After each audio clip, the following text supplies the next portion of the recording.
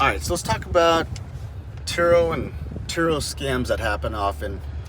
In the past almost 8 years now, I've seen nothing but people use and abuse the Turo program for what a lot of other sites are being used for, as a lead generation kind of program. To get straight to the point, a lot of these programs are being used for, a lot of these Turo hosts are using the Turo platform to get rentals, just to get renters on the side and outside the platform.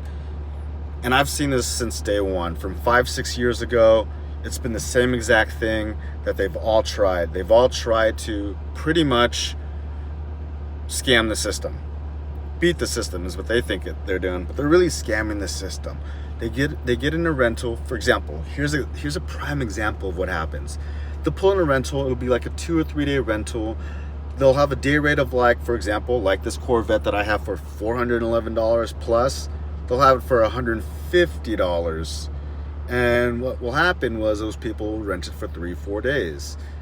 That can come out after fees, insurance from Turo, double the price. So if they're paying $150 per day and they're doing at least 3 days, that's $450. They're probably paying close to $900, and potentially with a couple $1,000s as a deposit.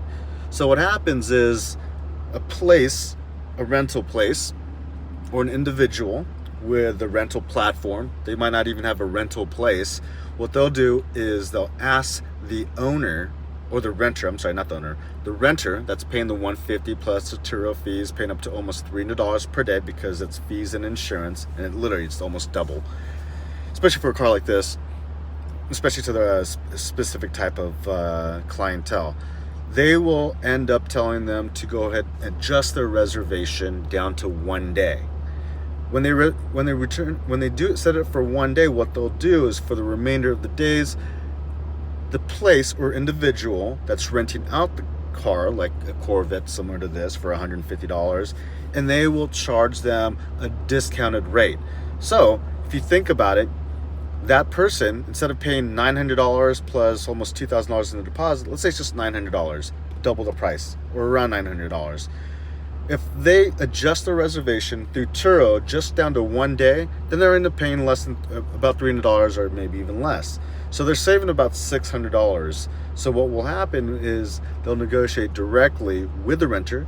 The Turo host will take it off platform for the 2 other days, and they'll charge them, maybe instead of the $300, charge them half that, which is the $150 or $200, making it an extra just $400 instead of $600. So they're saving $200. Who's not going to say no to that? And they might actually get a refund on other things as well too. Maybe a deposit. I'm not actually sure how that works. But now they're only paying $300. Maybe the host, if they've been seasoned, they've been around for a while, they've been using the system, they really know how to abuse and scam this Turo system, they'll even adjust their price accordingly on that first day, so that when the reservation is changed or requested to change by the renter, they might have that day rate for as low as they can go. In a car like this, I think the lowest they can go is maybe $100, maybe $75 to $100. But in most cases, for a lot of other cars, it's like $50. So let's say it's $50 or $100. So if they pay double that, then it's $200. So when they make the reservations and adjust to shorten their reservations from 3 days down to 2 days or 1 day, they could ultimately be paying Turo only $100. Now, they get the money, they charge the renter directly off their website or off their terminal at their store, right? And they charge them for 2 days at a heavily discounted rate. So now they're only charging them, let's say they only charge them for $250 per day directly, right? On the additional days. That's $500, plus if they paid the $100 or $150, whatever, that's still $700 total. That's saving them $200 at the end of the day. Now, of course, a lot of renters, they'll do that. Unless they're smart, not everybody falls for it and they want the coverage from Turo. But they're going to a place, the place might look legit like a regular rental place company, and they might just go direct. I know a lot of places in LA that were doing it 6, 7, 8 years ago. They all got caught. They all got busted. They all got taken down. So it's just a matter of time. Vegas here, There's starting to be a lot of people doing it, and people have been doing it successfully. But just because you've been getting away with it for quite some time doesn't mean that you're not going to get caught. And Turo, in my opinion, is the best place to keep your rentals. It's just safe. They always pay out. There's no real issues with any of the claims that I've ever gone through. There's been times when there's been a lack of communication, miscommunication, or just a waste of time. But other than that, I've always been paid on my claims. You definitely want to be secured by a place like Turo, and not go off platform.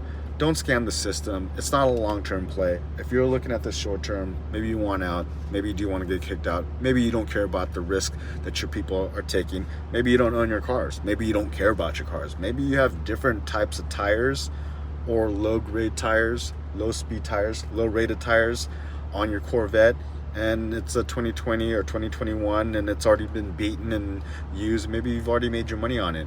Maybe it doesn't matter. Maybe you can put it out there for $150, $200. Or maybe you're taking it off platform and you're tired of, maybe you're hosting, you're tired of all the fees that Turo charges. And you're willing to take the risk and transfer that risk onto others. But whatever it is, you take a rental, you do any of these. This is the biggest scam out there on Turo that hosts do. If you're doing it, just know eventually everyone gets caught, and it's just not. It's not good business.